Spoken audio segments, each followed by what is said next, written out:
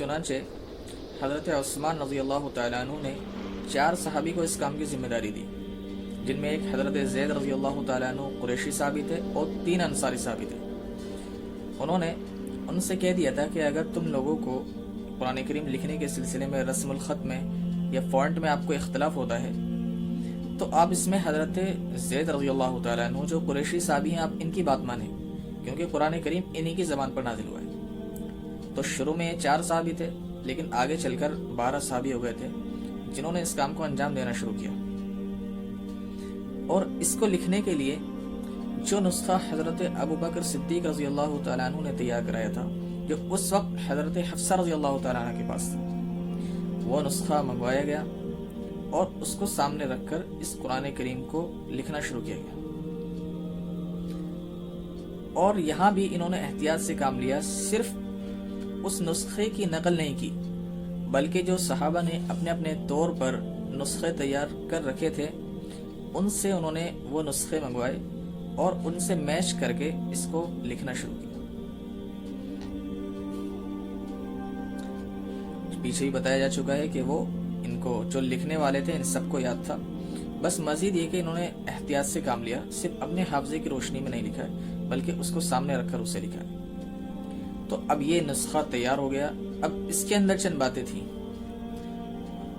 हज़रत उस्मान रज़ी अल्लाह तआला अन्हु ने जो नुस्खा तैयार कराया, इसके अंदर एक बात ये थी कि इसमें ज़बर, ज़ेर पेश और नुक्ते लगे हुए नहीं थे। वो इसलिए ताकि 7 जो क़िराअतें हैं, 7 हरूफ हैं, वो इसके अंदर जमा हो जाएं और जिसकी जो क़िराअत है वो उस क़िराअत के मुताबिक ये कुरान करीम पढ़ सके। और हज़रत अबू बकर सिद्दीक़ रज़ी अल्लाह तआला अन्हु ने जो नुस्खा तैयार कराया था उसके अंदर आयतें तो मुरत्तब थीं लेकिन सूरतें मुरत्तब नहीं थी। तो हज़रत उस्मान रज़ी अल्लाह तआला अन्हु ने सूरतें भी मुरत्तब करवाईं जो आज हमारे सामने कुरान करीम में मौजूद हैं। और हज़रत अबू बकर सिद्दीक़ रज़ी अल्लाह तआला अन्हु ने सिर्फ एक ही नुस्खा, एक ही एडिशन तैयार कराया था, लेकिन इन्होंने इसके 5, एक रिवायत के मुताबिक 7 नुस्खे तैयार कराए, जिसको यमन, बसरा, कूफा, बहरैन और मुल्क शाम वगैरह में उसको रवाना किया और एक नुस्खे को मदीनतुल मुनव्वरा के अंदर महफूज रखा। और उसके बाद जब यह नुस्खा तैयार हो गया तो इसके अलावा जो नुस्खे सहाबाए किराम ने अपने अपने तौर पर तैयार कर रखे थे, हज़रत उस्मान रज़ी अल्लाह तआला अन्हु ने उन सबको आग लगवा दी।